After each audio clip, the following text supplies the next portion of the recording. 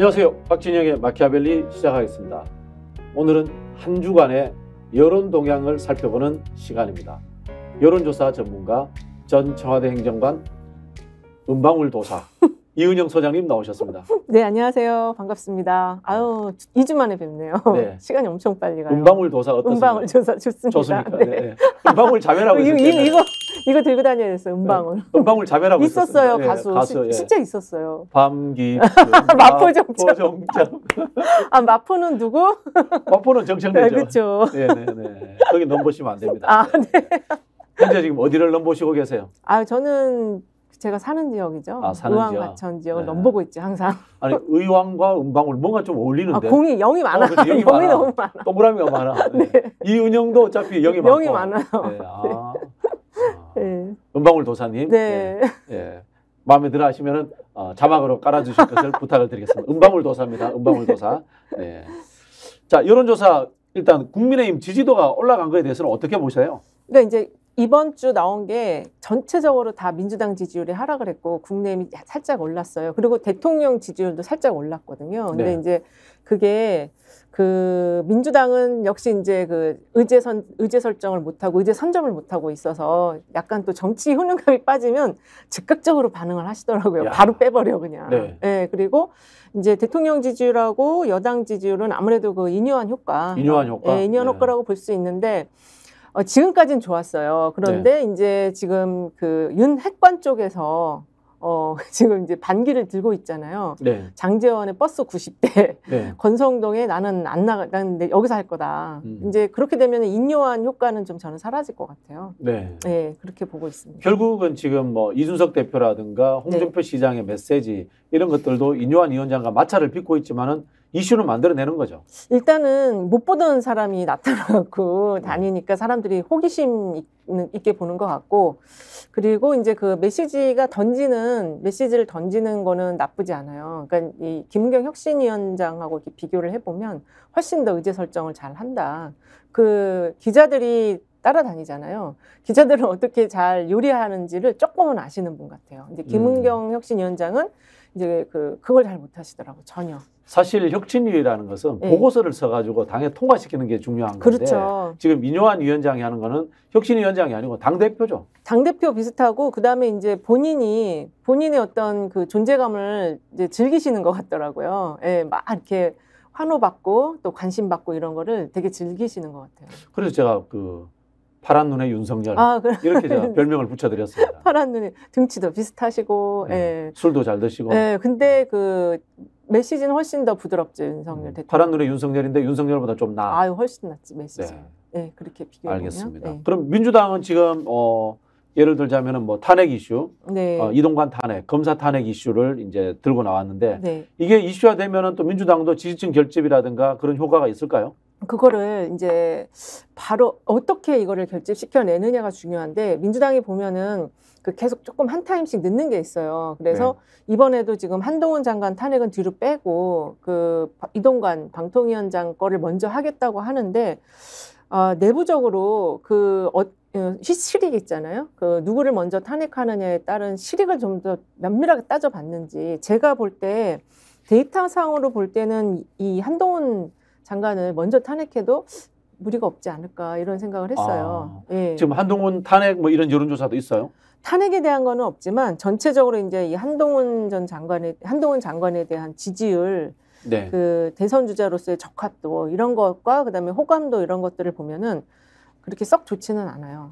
근데 한동훈 장관을 탄핵을 하면은 네. 역으로 진보도 집결하고 보수도 집결하고 이런 뭐 대결 구도가 또 좀 세지는 이런 흐름으로 가지도 않을까요? 이제 그렇게 지금 예상들을 많이 하셔서 한동훈 장관은 조금 더 이렇게 좀 딜레이 시켜도 괜찮다. 우리 상황을 보고서 그 이제 이용 카드로 써도 된다라고 말씀을 하시는 것 같은데, 이제 그거는 진짜 정무적인 판단이니까. 근데 이제 네. 제가 볼 때 데이터 상으로는 한동훈 장관에 대한 어떤 그 대중들의 인식과 이런 반응이 이전만 못하다, 그렇게 생각이 들고, 실제로 이제 그 대선 후보 지지율에서도 좀 많이 빠졌죠. 이 갤럽 자료를 보면은 초기보다는 많이 빠졌어요.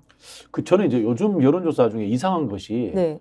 보통 새로운 정부가 들어서자마자 차기 대선 주자 이름 이야기 나오면서 대선 후보 여론조사가 많이 나오잖아요. 그렇죠. 왜 요즘은 대선 후보 여론조사가 안 나와요?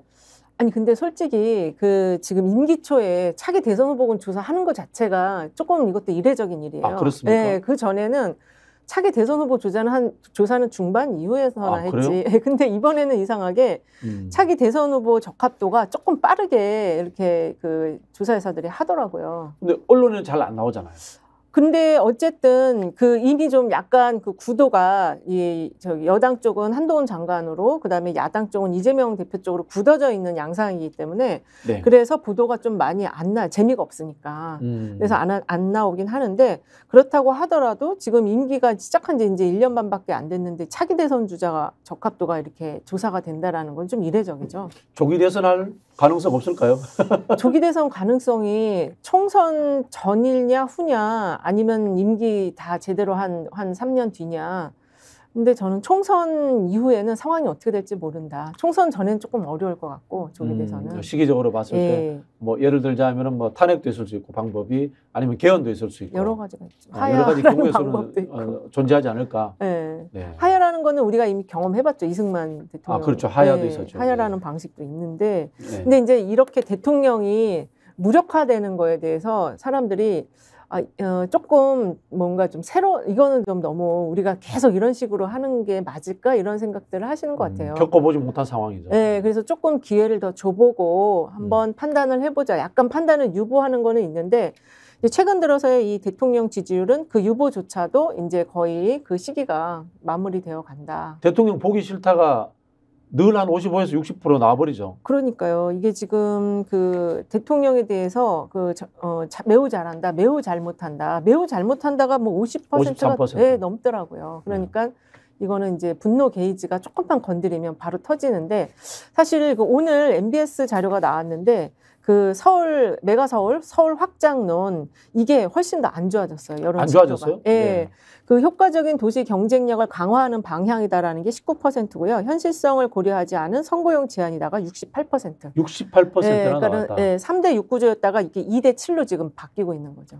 그래 정책 가지고 장난친다 이거네요, 그죠? 그렇게 느끼고 있는 거고 그리고 이 서울이 너무 안 좋아요. 서울이 안 좋아요. 20대 70 여기는 확실하게 20대 70이 돼버렸고 제가 이 지금 메가서울 할 때 충청권 여론을 봤었는데 충청권 여론이 제 이상은 안 좋았거든요. 안 좋죠. 예. 근데 이번에 보니까 MBS 자료에서 충청권이 그 도시 경쟁력 강화가 18%, 선거용 제한이 64% 나왔어요. 경기도는 어떻게 나왔어요? 경기도는 서울과 비슷한데 어쨌든 그 전국 평균하고 경기도가 잘 나온다라고 생각하고 국민의힘에서는 아이디어를 던진 것 같은데. 그거보다는 그 경기도 같은 경우는 지금 경기도는 훨씬 안 좋네. 16대 74예요. 이야. 네, 그러니까 전체로 보더라도 김포 하나의 도시는 좋을지 모르겠지만 경기도는 16대 74니까. 그래서 이게 제가 생각할 때는 신행정수도 이전에서 그 찬반 구도로 바꿔서 대통령 지지율을 끌어올려 보려고 했는데 완전 대실패한 거고요.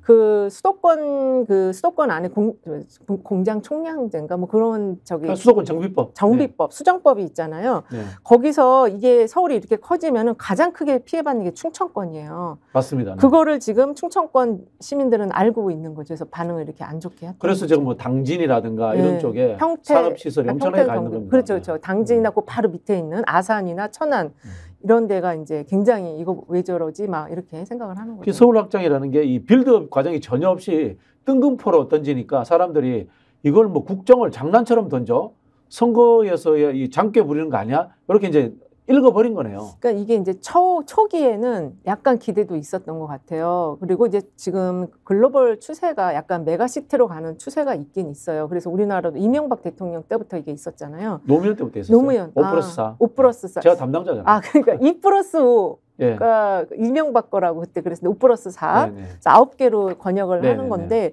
근데 이제 그래서 약간의 기대가 있었는데 어디서 무너진 것 같냐면 그 지방도 메가시티 하겠다. 그리고 그 조경태 위원장을 메가서울 TF로 임명하는 그때부터 이게 좀 무너지고. 아니 코미디인 게 조경태는 부산국회의원이잖아요. 네. 부울경 메가시티는 자기들이 무산시켜놓고 서울에 와서 메가시티 하겠다. 이거 말이 안 되는 거죠. 그러니까 이제 그때부터 이거 좀 아닌 것 같다. 여론이 이제 돌아갔는데 지금 오늘 나온 MBS 자료를 보면 2대 7로 이제 굳어졌다는 거죠. 네.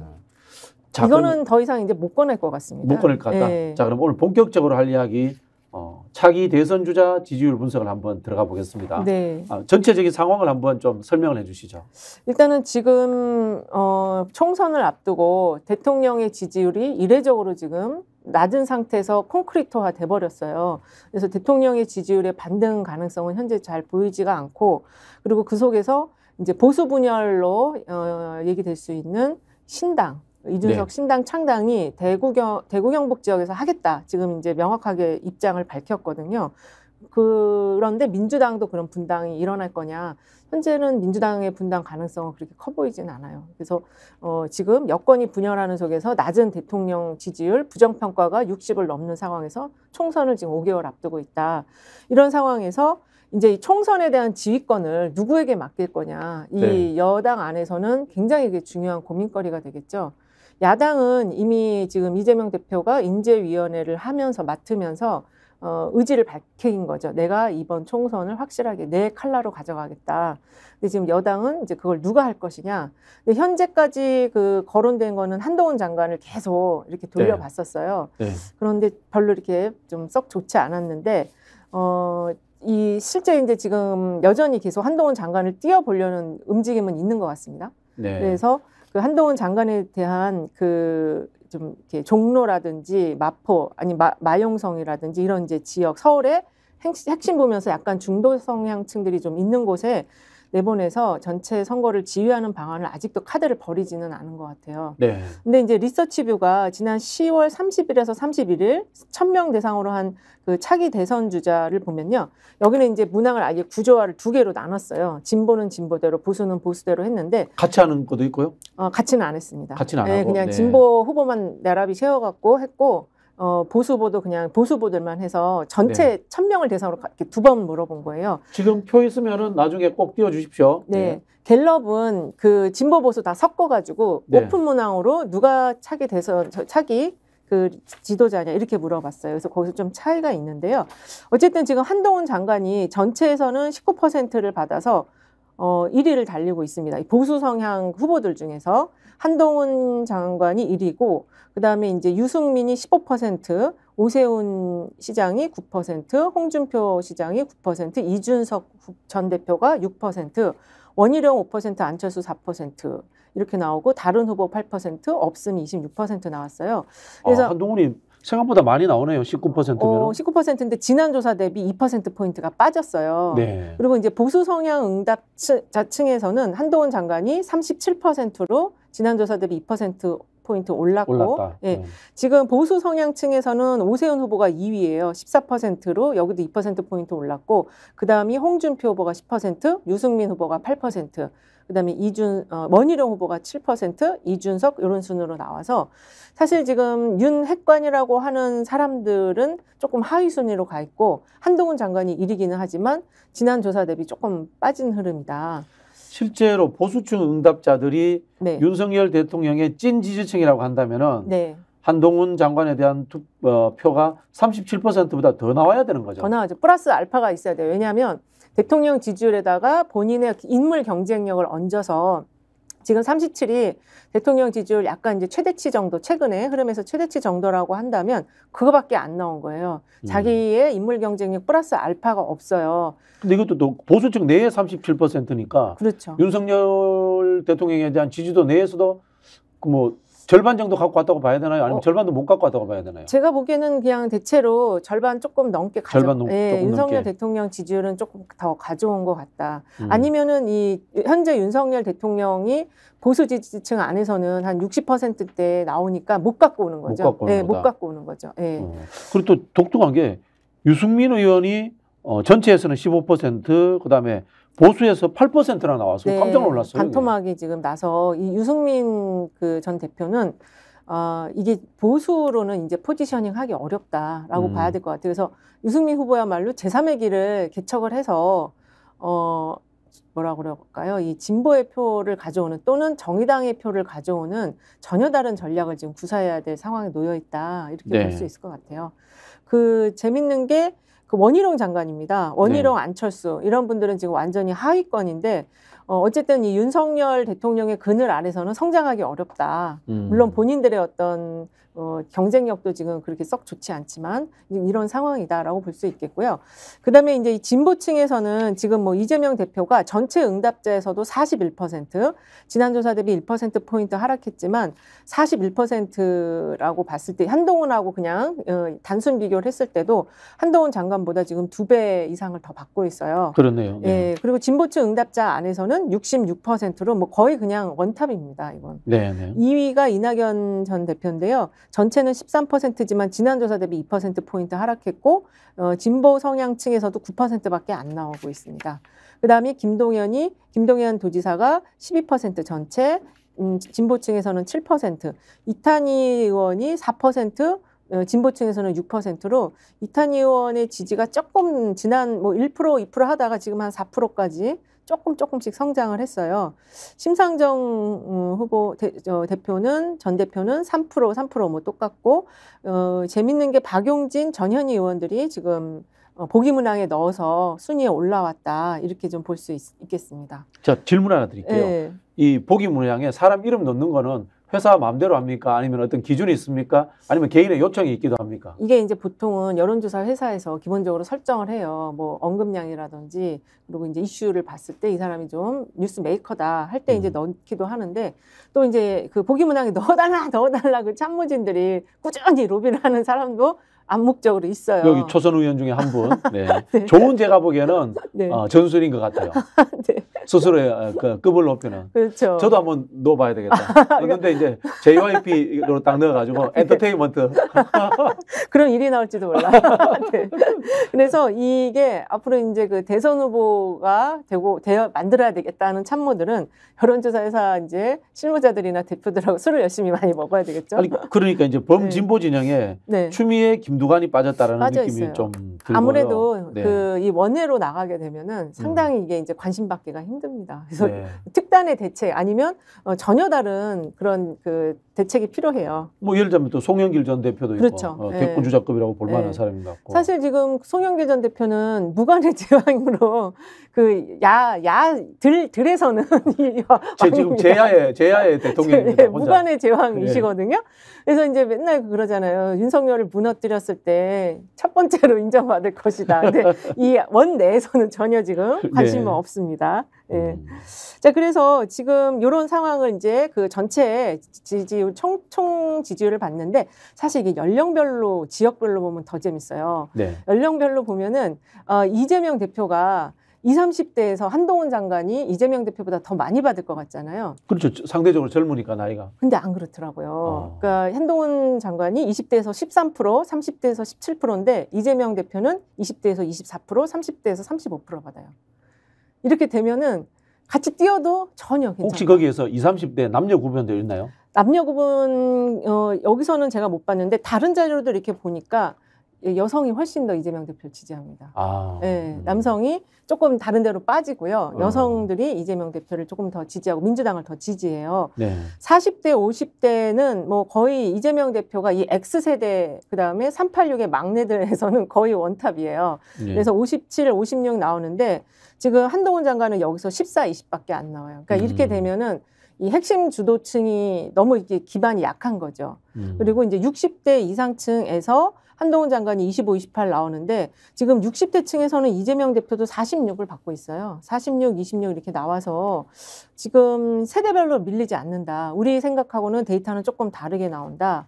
그리고 그 한동훈 장관과 이재명 대표 지역별로 봤을 때도 수도권에서 이재명 대표가 뭐 거의 2배 이상입니다. 지금. 네. 서울에서 한동훈 장관이 22, 이재명 대표 42, 그다음에 경기가 한동훈 17, 이재명 대표가 43 이렇게 나와요. 충청권도 한동훈 장관 17, 이재명 대표가 41. 그다음에 이제 영남권에서 어떻게 나오냐. TK에서는 똑같이 나왔어요. 28대 28 똑같이 나왔는데 PK에서는 한동훈 장관 25, 이재명 대표 37.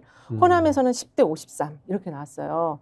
그래서 지역별로 보거나 연령별로 봤을 때 이 두께가 이재명 대표가 훨씬 더 두께가 두껍다. 그리고 한동훈 장관의 사이즈가 얇은데 이제 이런 상황에서 전국 선거의 총 지휘자가 되었을 때 과연 잘 할 수 있을까? 제가 볼 때는 그 한동훈 장관이 약간 그 예전에 황교안 대표가 이제 총선 지휘했었잖아요. 근데 거기 본인은 결국 종로에서 떨어졌잖아요. 약간 그런 패턴이 나타날 수도 있지 않을까. 이 데이터상으로 봤을 때 저는 그렇게 느꼈거든요. 네. 그래서 이 한동훈 장관에 대한 지금 탄핵을 민주당에서 이런 것들을 보면서 심층적으로 연구를 지금 하고서 뒤로 뺀 건지 아니면 우리가 그냥 피상적으로 알고 있는 걸 가지고 한동훈 카드를 썼을 때 수도권에서 굉장히 큰 지각 변동이 일어날 거다 이렇게 생각을 하고 지금 뒤로 뺀 건지는 알 수는 없지만 좀 더 데이터를 가지고 조사를 해봐라 하고 좀 권유를 하고 싶어요. 일각에서 이야기하는 한동훈 장관이 총선에서 출마를 못하도록 하기 위해서 네. 탄핵한다. 이거는 법적으로 전혀 틀린 이야기입니다. 제가 바로 잡아 드리려고 하는데 정무직 장관은 탄핵되더라도 정치적 선택을 할 수 있습니다. 출마가 가능합니다. 그러니까 본인이 탄핵을 당해도 출마가 가능합니다. 네, 네.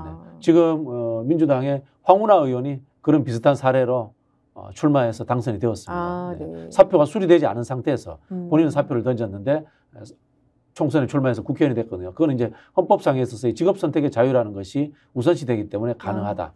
이렇게 제가 해석을 해드릴게요. 그리고 지금 이제 중요하게 봐야 될 대목이 중도층하고 그다음에 정당 지지층 안에서 이 두 후보에 대한 지지가 어느 정도냐인데 중도층에서는 지금 한동훈 장관이 12%, 이재명 대표가 35%. 그리고 정당 지지층 안에서는 국민의힘 안에서 한동훈 장관은 49%예요. 50% 정도 가는데 지금 민주당 지지층 안에서 이재명 대표는 74%입니다. 결집도가 완전히 훨씬 더 지금 이재명 대표가 많거든요. 더 강해요. 그리고 그 이제 전체적인 그 지지율을 조사 올해 상반기 전체를 다 비교해 봤을 때 이재명 대표는 41에서 지금 올해 상반기 다 보면은 41이 유지가 지금 초기나 지금이나 유지가 되고 있고 진보 성향층에서도 62에서 66 사이가 유지가 되고 있는데 한동훈 장관은 전체에서는 13에서 19로 좀 올라오긴 했지만 보수 성향층은 너무 이제 그 사이즈가 작고 보수 성향층에서도 23에서 37%로 올라오긴 했지만 사이즈가 작다. 그러니까 이거는 이제 뭘 의미하는 거냐면 일단은 윤 대통령과 묶여 있는 선에서 윤 대통령에 대한 부정층들이 여기에도 지금 작동을 하고 있다. 한동훈 장관에게도 작동을 하고 있다라고 볼 수 있고 또 그리고 아까 그 처음에 그 지지율을 봤을 때 이 윤 대통령의 그 지지자들을 다 못 흡수를 하잖아요. 그렇죠. 본인의 캐릭터와 그 어떤 정치적인 그런 어떤 가치나 이런 것들도 현재로서는 인정을 받지 못하고 있다. 이렇게 해석을 할 수 있을 것 그렇죠. 같아요. 이 보수층 지지자 중에 37%만이 한동훈을 지지한다는 거잖아요. 이거는 자력으로서의 자기 지지층이 없다라고 봐야 되는 거죠. 그냥 그렇죠. 그냥 뭐 윤석열 지지층 일부를 갖고 있다. 이렇게 볼 수밖에 없는 거잖아요. 일부면은 그래도 해볼 만한데 그 절반 정도만 갖고 그렇죠. 있는 것 같아요. 네. 이 어떤 느낌이 드냐면요. 범보수 차기 대권 주자하고 범진보 차기 대선 주자 이걸 보니까 97년 대선이 생각나요. 97년 대선 때 범진보 진영은 DJ가 압도적으로 1등이었을 거 아니에요. 그리고 그 당시에 보수 진영 한나라당이죠. 그때 제가 기억나요. 구룡, 이회창, 이인재, 김덕영, 이수성, 박찬정 뭐 이런 사람들 생각. 구룡이 생각나. 결국은 이 구룡이 모아지면은 이길 거라고 생각했는데 완탑으로 치고 나가던 DJ를 못 이긴 거죠. 그렇죠. 결과론적으로. 그럼 지금 이재명 대표의 지지율은 과거에 대선 떨어지고 이제 재수한 분들하고 비교해 봤을 때 예를 들자면은 김대중 대통령 또는 뭐 문재인 대통령 이런 분들하고 비교해 봤을 때 현재 지지율은 뭐 높은 편이에요? 낮은 편이에요? 지금 지지율은 제가 보기에는 비슷할 수 있어요. 비슷할 수 있는데 저는 결집도를 중요하게 보거든요. 결집도. 그러니까 이제 로얄티. 그 지금 말씀하신 그 시기는 이게 다자구도가 되어 있었고 사람들의 어떤 이 수요 니즈도 이렇게 인물별로 좀 이렇게 분산이 되어 있었어요. 그런데 지금 최근 정치 트렌드랄까 그 특징은 양강구도 안에서 누가 더 결집도를 세게 가져갈 거냐. 그 다음에 이제 그 중도층이나 약보수층을 붙이는 과정이거든요. 그래서 자기 핵심 지지층을 얼마나 많이 강하게 갖고 있느냐가 제일 중요한데 지금 이재명 대표는 그런 면에서 본다면 굉장히 안정적으로 가져가고 있다라고 볼 수 있을 것 같습니다. 그러면 지금 이재명 대표가 갖고 있는 지지층의 로얄티라는 것이 윤석열 대통령이 갖고 있는 보수 지지층의 로열티보다도 훨씬 높다고 봐야 되겠네요. 지금 높다고 봐야죠. 왜냐면은 이준석 전 대표가 그 신당 창당을 결심을 할 수 있었던 게 PK가 흔들리기 때문에 네. 그래서 그 틈을 파고들겠다라고 이제 보고 이제 시작을 하는 거잖아요. 그래서 제가 볼 때는 그 틈이 있기 때문에 이재명 대표하고는 좀 더 다르다. 네. 민주당 주자들 다시 한번 살펴볼게요. 네. 이낙연 전 대표가 전 총리가 14% 나왔습니다. 네. 그리고 진보층 응답자 중에는 9%예요. 네. 대권 주자라고 하는 호칭이 아직도 유효한가요? 이제 저는 좀 의미가 없게 점점 되어가고 있다. 그리고 네. 격차가 지금 전체에서 거의 뭐 30% 가까이 나잖아요. 30%포인트 가까이 나고 있기 때문에 이거는 감 떨어질 때까지 기다릴 수밖에 없는 그런 격차다. 네. 근데 감이 떨어지겠어요? 제가 보기엔 안 떨어질 것 같은데요. 네. 네. 김동연 경기도지사는 전체에서 12%, 네, 많이 지금 올라왔죠. 진보층 내 7%로 이제 네. 나름 의미 있는 3등입니다. 그죠? 이낙연 전 대표하고 거의 붙어 있는 3등이에요. 그죠? 그렇죠. 그래서 만약에 이낙연 대표의 지지를 만약에 김동연 지사가 흡수를 한다면 그러면은 상당히 의미 있는 2위로 올라설 수가 있는데 이제 여기서도 김동연 지사의 계속 핵심적으로 남는 그 문제 제기는 이제 진보층 안에서 진보층 내 지지는 약하다. 네, 이런 너무 뜻이네요. 약해요. 네, 전체가 높아도 진보층 안에서 강하게 많이 있어야지 이걸 견인을 할 수 있는데 이러다가 이렇게 되면은 저쪽에서 상대 진영에서 어떤 흔들림이 있으면 이게 다 같이 흔들릴 수가 있거든요. 그러면 이제 이은영 소장님은 자기 진영 내의 핵심 지지층을 단단하게 가지고 있는 사람들이 네. 확장되었을 때 흔들림이라든가 이런 게 없다 이렇게 보시는 거예요? 네, 저는 그렇게 보고 있고 최근 정치가 그렇게 바뀌어 있어요. 그러니까 패러다임이 좀 바뀌었다고 할 수가 있겠는데 어쨌든 그 가장 큰 그렇게 바뀐 이유는 미디어 환경의 변화, 이 정치라는 게 의제 설정이나 이 어떤 그 정치인에 대한 이미지나 메시지나 이런 것들을 다 매체를 통해서 우리가 파악을 하고 그 사람을 지지하는 거잖아요. 근데 1인 미디어로 이제 환경이 바뀌면서 정치 정보에 대한 전파 속도가 엄청나게 빨라졌어요. 그래서 이제 그런 속에서 자신의 어떤 이미지와 메시지와 이런 것들을 행보 이런 것들을 잘 가져가려면은 이제 그에 맞는 자신의 어떤 지지자 세팅이 되어 있어야 되거든요. 근데 이 김동연 지사는 그게 아직 안 돼 있다라는 거죠. 그럼 예를 들자면 이제 김동연 지사 같은 경우에는 일상적인 뭐 행정을 잘한다 또는 뭐 경제 정책 이런 것보다는 뭐 남북 적경지 문제라든가 또 민주당표 복지 정책이라든가 이런 것들을 가지고 사실은 민주당 핵심 지지층에게 본인을 이제 선보이는 그렇죠. 뭐 이런 쪽에 전략을 써야 되겠네요. 근데 이제 그렇게 하기에는 지금 현재 맡고 있는 게 그 자리가 상당히 좀 제한적일 수밖에 없고 활동을 메시지나 이런 게 자유롭게 낼 수가 없는 위치이기 때문에 접경지는 경기도가 7개 시군이 있어요. 네네. 제일 많아요. 네. 남북 접경지나 평화 관련해서. 거기가 한 450만인가 뭐 네네네. 인구가 그래서 충청권하고 비슷한 수준이라고 그래서 이제 경기 남북도를 던졌잖아요. 네. 근데 이제 그게 그 정치의 영역에서 얼마나 큰 여파가 있는지 그거는 잘 모르겠어요. 이 사람이 지사의 성과로 전문가를 안 써서 그래. 남북 적경지 균형 발전 전문가가 이제 접니다. 네. 네, 저 같으면은 분도론보다는 접경지 혁신도시 내겠어요. 그쪽으로 기업을 배치하겠다. 그렇죠. 지금 이제 그 공기업 122개 수도권에 있는 공기업 지방으로 보내야 되거든요. 근데 접경지는 균형발전 특별법과 그다음에 이 접경지법에 의해 가지고 수도권에서 예외 조항이 들어갑니다. 그쪽으로 보낼 수 있어요. 그러니까 지금 경기 분도론을 해서 이제 김동연 지사의 어떤 큰 성과로 지금 이야기를 하고 있지만 사람들은 이제 그거에 대해서 그렇게 관심이 없고 정치인들은 경기 북도의 도지사를 한번 내가 해볼까 이런 꿈을 꾸는 사람들은 관료들은 관심이 있어요. 관심 있어요. 자리가 늘어나고 이제 도지사가 2명이 되니까 그렇게 생각을 하는데 일반인들은 관심이 별로 없어요. 이분이 정치를 안 해보셔가지고 제도로 상징 조작하는 게 어렵다는 걸 모르시는 것 같아요. 그렇구나. 제가 이제 지방 분권하고 균형 발전하고 두 가지를 했잖아요. 지방 분권 재미없어요. 제도 바꾸는 거거든. 권한 주는 건데 뭐 예산이 몇 % 내려가고 뭐 지방세 국세 조정하고 이런 건데 국민들 잘 몰라. 근데 균형 발전은 기업 내려주는 거거든. 그렇죠. 막 꿀뚝이 올라가고 막 공장이 올라가잖아. 무조건 좋아해요. 그래서 이명박이 청계천 한 이유가 있는 거거든. 그러니까 이제 김동연 지사가 기본적으로 태생적으로 정치를 안 해본 사람이고 관료 출신인데다가 또 김동연 지사도 약간 그 제3지대 옛날에 우리 그 뭐 정몽준이나 그렇죠. 이런 분들하고 비슷해요. 특히 이제 뭐 문국현이라든지 네. 이 진보에서 제3지대 섹터 했던 그 사람 분들 있잖아요. 그런 분하고 약간 컬러가 비슷해갖고 이게 이제 확장하기에는 굉장히 많은 각고의 노력을 하셔야 된다. 이런 전문가를 쓰시고. 네. 네. 결국은 민주당 계열 내에서 이재명 대표의 대항마가 나오려면은 중도에서 나와서는 의미가 없다 이런 없습니다. 뜻이네요. 네. 그리고 이게 지금 아까도 이제 지금 현재 정치 패러다임 바뀐 거의 가장 큰 특징이 굉장히 그 상대성이에요. 저쪽이 네. 어떻게 하느냐에 따라서 우리가 지키고 있냐 아니면 우리가 이걸 역공을 할 수 있냐 싸움이 딱 그거거든요. 네. 그래서 내 병사들 나와 같이 할 군사들을 갖고 있지 않으면 아무것도 못해요. 저는 뭐 황당무계하지만 이 네. 범진보 차기 대권 주자 적합도에 김용민 의원이나 예.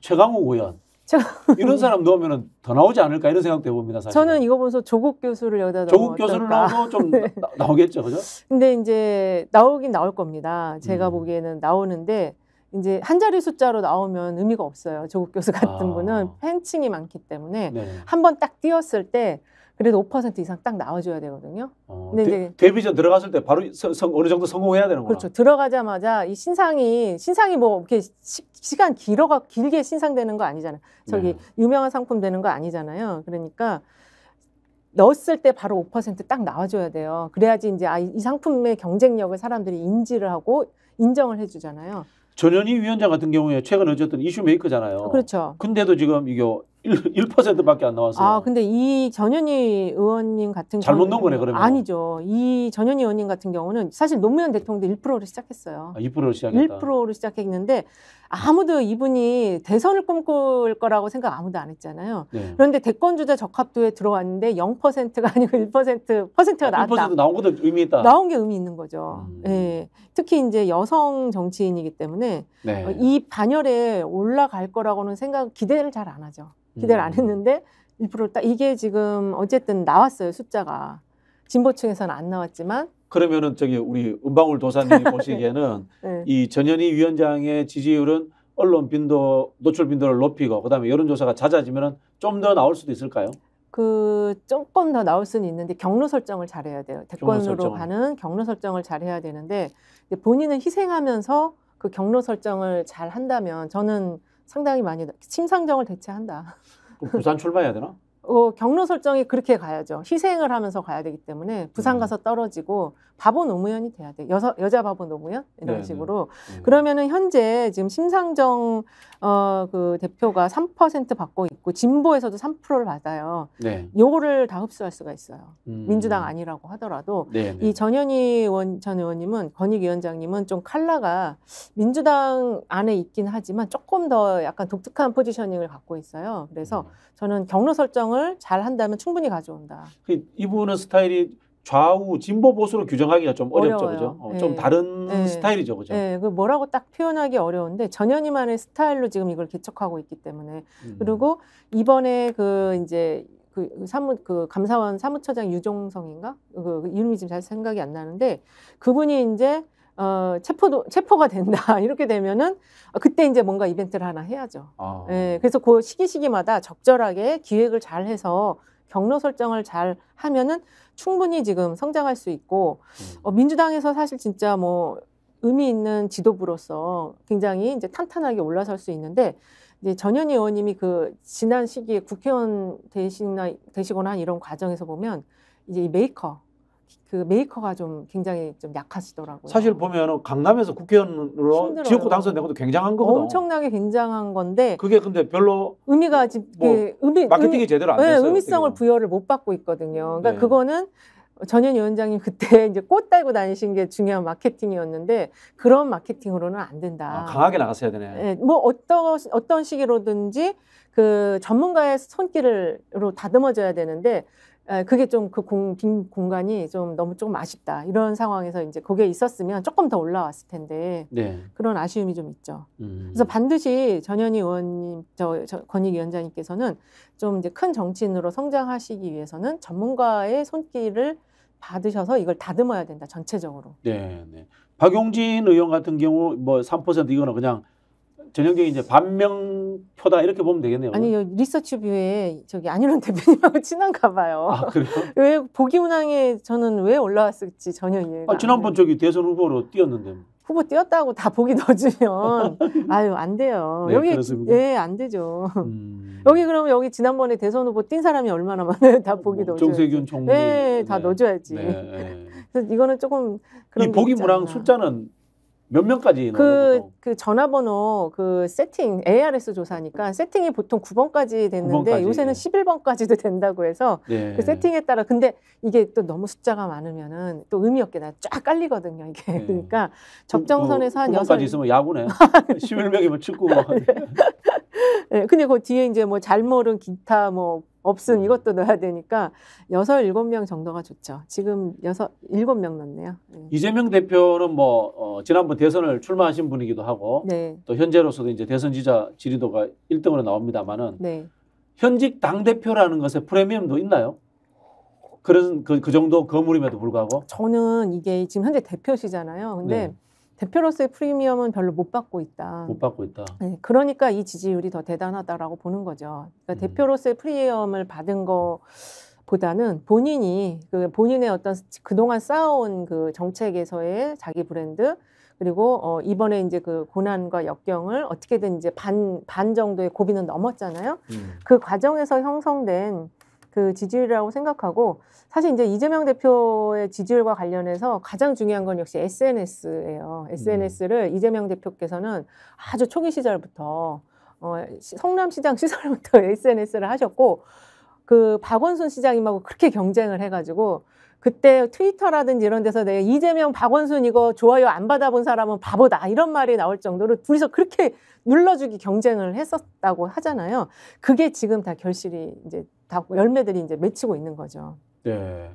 지금 이재명 대표의 지지율에는 반 윤석열의 선두주자라는 네. 그런 뭐 측면도 있겠죠.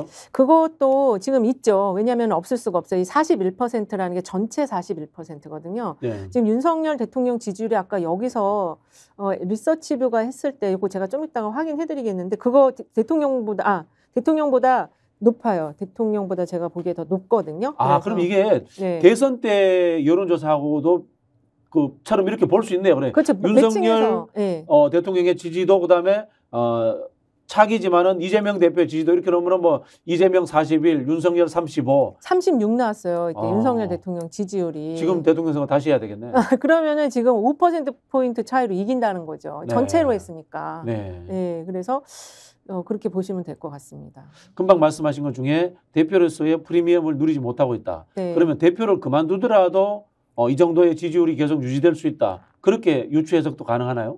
근데 좀 그렇게 보기에는 프리미엄을 누리지 못하는 것과 이제 대표로서 이제 지금 총선을 앞둔 상황에서 대표라는 지위가 갖는 그 많은 그 권한이 결집력. 있잖아요. 네. 예. 그 본인이 일단 공천을 할 수 있다라는 거. 이제 그게 그 뭐랄까 프리미엄과는 좀 다른 영역에서의 힘의 그 지표거든요. 그래서 저는 그 대표라는 게 큰 아우라는 만들어 준다. 하지만 이제 이재명 대표가 그 권한을 어떻게 쓸 것인가가 상당히 좀 중요하고 그거에 따라서 조금 상처는 받을 수 있지만 그렇게 크게 또 데미지는 받지 크게 않는다. 이제 변동되지는 않을 것이다. 예. 그러면 이어진 질문인데요. 내년 8월 달에 민주당 또 전당대회를 해야 됩니다. 있죠. 해서 네. 이제 새로운 당대표를 뽑습니다. 네. 새로운 당대표가 뽑히면 그분도 대권주자 반열에 올라간다고 봐야 되겠죠. 그렇죠. 당연히 그 경로니까. 네. 대표하고 대권 주자하는 건 경로. 그럼 그분도 대권주자 여론조사에 넣으면 제법 나오겠네요. 그렇죠. 그리고 이제 지금 대선을 생각하시는 분들은 지금부터 이 지지자들과의 호흡을 같이 하셔야 돼요. 그리고 이 SNS에서 경쟁력을 확보를 하셔야 돼요.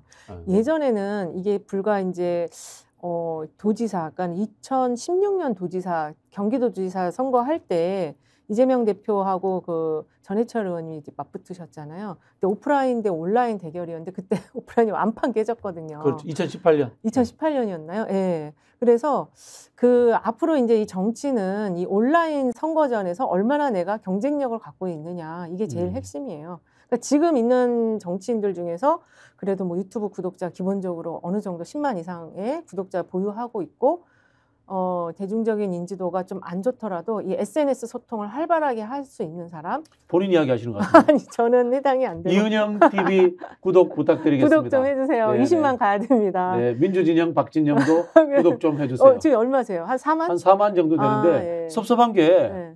스픽스에서 진행도 하는데 스픽스에서 온 구독자가 제일 적어 분석해 보면. 그러니까 이제 어떤 지금 보니까 이 컨텐츠가 좀 너무 심심해. 그러니까 전략 중심으로 가시더라고요. 근데 네네. 조금 다양하게 네. 개인적인 모습도 보여주고 그런 게 좀 필요해요. 그런 이제 게 안 더 맞으시잖아요. 그런 게 더 힘들어. 네. 저는 책을 읽어도 네. 소설이나 시보다 교과서 더 좋아합니다.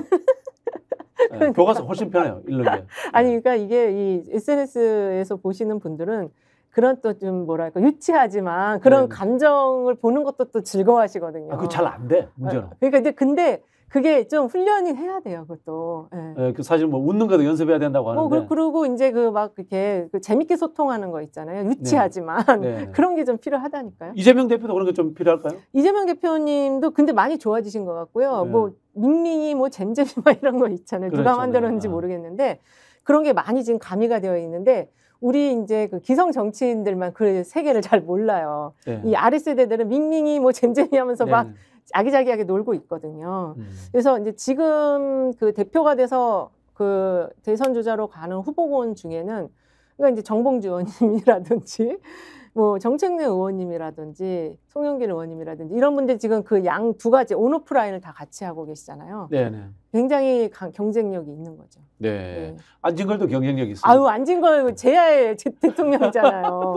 선언만 깃발만 들면 안진걸도 무서운 안진걸도 대권 주자 넣어보면 무서운 네. 주자가 될 수 네. 있어요. 죄송합니다. 법률적으로 안 되는 걸로 알고 있습니다. 네. 자, 다시 이제 보수로 넘어가 보겠습니다. 네네. 자, 지금 한동훈이 그러면은 출마해서 총선을 지휘하더라도 자기 표를 갖고 와서 국민의힘에 주는 그런 역할은 못할 것이다. 네, 이렇게 해석하는 거죠. 네, 맞습니다. 그게 왜 그러냐면 황교안 법무부 장관하고 한번 매칭해서 생각을 해보시면 조금 이해가 되실 거예요. 그래도 박근혜 전 대통령은 자기 지지층이 있던 사람이어서 한교안 법무부 장관이 당대표를 하면서 갔을 때 기본적인 지지율이 이 사람을 좀 뒷받침을 해줬거든요. 그리고 보수에서는 보수의 클린턴 이스트우드 해가지고 한교안 전 대표 이미지는 나쁘지 않았어요. 아스팔트. 네. 멀쩡하게 생겼어요. 네, 그분도. 네. 삭발했을 때 난리 났었잖아요. 아스팔트 네, 할머니들 사이에서. 네, 네. 그래서 이제 갔는데 정치력의 미숙으로 이제 폭망을 한 거죠. 근데 이 한동훈 장관은 어떤 아스팔트 보수라든지 핵심 지지층 안에서의 어떤 인기나 관심이 별로 없어요. 없어요? 왜냐하면 윤석열 대통령의 지지율 자체가 핵심 지지층이 없거든요. 누군지 잘 몰라. 없어요. 네. 콘크리트 핵심이 5%든 10%든 있어야 되는데 그게 없고 그리고 이제 사람들이 막연하게 20, 30대 젊은 여성층한테 인기가 있을 것이다라고 했지만 했는데 여론조사에 보면 13%밖에 안 나오잖아요. 13, 네. 17밖에 안 나와요. 서울에서도 22밖에 안 나와요. 네. 17, 경기 17 이러니까 이게 지금 한동훈 장관은 이미지 관리를 너무 잘못했다.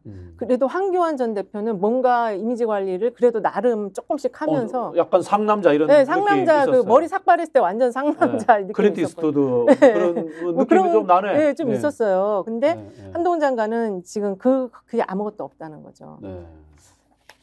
그러니까 영화배우를 차용하는 것도 굉장히 의미가 있네. 정치인이 영화배우 차용해갖고 그 이미지에 얹어가는 것도 굉장히 괜찮아요. 미국의 민주당 계열은 늘 로버트 레드포드 흉내를 그렇죠. 로버트 레드포드 사실 클린턴 대통령 로버트 레드포드 좀 닮았고 그쵸. 지미 카터나 이런 사람들. 그러니까 강남자파 같은 그런 그런 셀럽들이 있잖아요. 거기 얹어가잖아요. 문재인 대통령도 약간 로버트 레드포드 그런 스타일이에요. 수염 기르시니까 그런데 그러니까 그런 식으로 자신의 이미지를 잘 다듬는 것이 필요한데 한동훈 장관은 말로 망한 거죠 결국. 아주까리. 그렇죠. 아주까리에 의해서 망했고 그리고 호감도도 보면은 호감도도 지금 한동훈 장관이 이 갤럽이 9월 12일에서 14일 날 한 조사인데 한동훈 장관이 33%의 호감도가 비호감도가 50%. 비호감도가 상당히 높네요. 전체로서는 그렇게 나옵니다.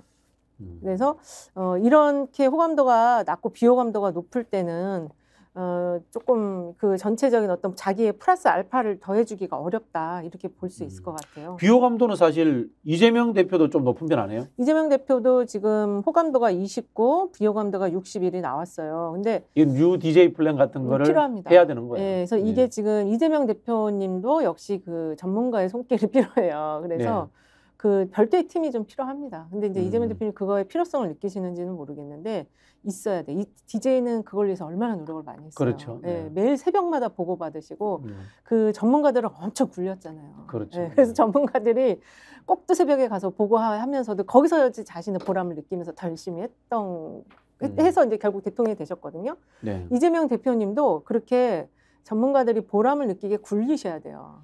실제로 비호감도가 높으면은 양자구도에서 이기기가 쉽지 않아요.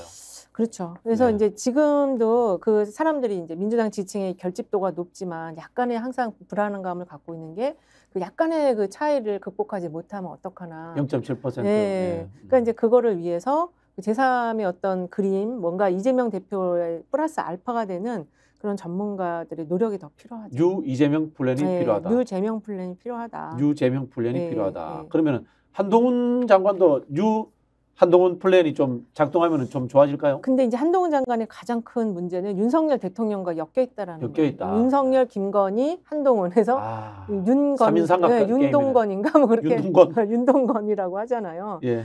그래서 이 3인이 묶여 있기 때문에 그래서 이제 지금 여권에서 한동훈 카드를 쓸 수 없는 게 이 양날의 칼이에요. 썼을 때 만약에 선거가 잘 되면은 본인은 사라집니다. 이 사람이 바로 대권 주자로 올라오게 돼요. 한동훈 장관이. 그래서 쓸 수 없고 졌을 때도 이 한동훈 장관을 이용해서 뭔가 좀 지더라도 이 윤석열 대통령과 또 지게 되면 다 같이 묶여갖고 이제 폭망을 하는 거니까. 네.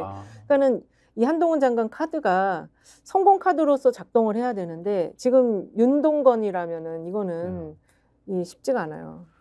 그러면은 지금 종로 출마설이라는 것은 실제로 쉽지 않겠네요. 그러니까 제가 볼 때는 그 한동훈 카드는 여권에 뭔가 위기가 있을 때 약간 국면 전환용으로 잠깐 쓰는 카드인 것 같고 한동훈 출마도 지금 그렇게 이슈 전환용으로 지금 그 카드가 활용되어 있는 것 같고 한동훈 장관도 그 본인이 진짜 이제 정치를 하는 거에 대해서는 본인도 자신 없어 하는 것 같아요. 왜냐면은 본인 스스로가 내각을 지키는 게 총선보다 더 나을 수 있다라는 말을 했어요. 그러니까 본인도 이제 선거 나와서 이제 다 털리잖아요. 선거 나오면 이제 부담되는 거죠. 자기 가족. 그리고 사실 윤석열 정부가 이제 우리가 검찰 독재라고 했을 때 검찰에 대한 장악력 문제. 장악력 문제도 있고 그 윤석열 퀴즈인데 이제 그러면 윤석열 때릴 거 다 한동훈으로 때리는 거거든요. 그러니까 그거에 대한 부담, 가족에 대한 어떤 그런 이제 공개적으로 이제 검증 때 올라갔을 때 부담 여러 가지가 있으니까 자기는 정말 속으로는 별로 나가고 싶지 않을 것 같아요. 근데 뭐 관종이라고 하는 게 정치하고 싶어서 하는 사람들이 대부분 관종이잖아요. 근데 이 요새는 장관을 해도 관종을 할 수 있어요. 스포트라이트를 한 번에 다 받으니까 본인이 이제 어떻게 하느냐에 따라서 장관도 관종을 충분히 즐기고 할 수 있다.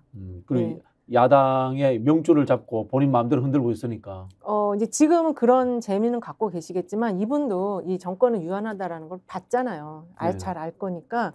본인이 잘 사는 게 더 중요하지 여기서 자기가 뭐 대권으로 간다? 아마 꿈도 꿨었을 거예요. 근데 그 이재명 대표 영장 기각되고 그 보수 이념 정체성 논란 실패하면서 이 대통령 지지율 반등을 못하는 걸 보면서 지금 많은 생각을 할 겁니다. 빨리 빠져나가야 되겠다. 일각에서는 뭐 서울시장 출마설 이야기도 있는데. 서울시장 출마설 같은 경우는 근데 지금 물론 할 수 있어요. 본인이 꿈을 꿀 수는 있는데 지금 민주당에서 생각외로 서울시장 후보군이 늘어나고 있어요.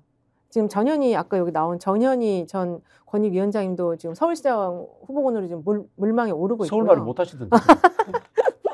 근데 어쨌든 그 전현희 의원님도 그렇고 그 다음에 뭐 예, 서울에서 이제 그 삼성급 이상의 국회의원님들은 전부 다 지금 서울시장을 꿈꾸고 있기 때문에 뭐 서영교, 안규백, 뭐 김영주 이렇게 많잖아요 지금 서울. 저도 뭐 서울시장 꿈이 네, 있어요. 여기 서울시장 꾸시고 그래서 그 우상호 뭐 지금 그래서 은연중에 지금 서울시장 후보군이 많이 늘어나 있다. 네. 거기 지금 한동훈 장관이 정봉주, 정청래도 넣어주셔야 돼요. 그쵸? 안 그러면 삐져요. 맞습니다. 정봉주, 정청래 모두 다 서울시장으로 준비할 수 있는 분들. 김진애 전 의원. 김진애 전 의원 있죠. 그러니까 생각보다 많습니다. 서울시장 후보군이. 뭐 예. 그래서 좀 그 한동훈 장관이 원탑으로 지금 그렇게 서울시장으로 나오겠다? 이거는 좀 여기는 견제 세력이 일단 오세훈 시장이 지금 장악하고 있기 때문에 그렇죠. 예, 쉽지 않아요. 그래서 재미난 여론조사가 하나 있었어요. 네. 마포 울에서 네네. 정청래 한동훈의 가상 대결.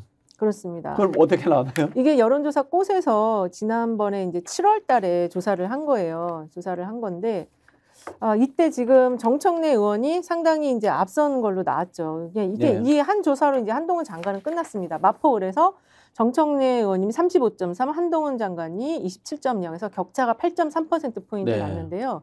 지지할 인물이 없다가 29.5 나왔어요. 근데 이제 꼭 투표층에서는 정청래 의원이 39.8, 한동훈 장관이 31.7까지 올라왔어요.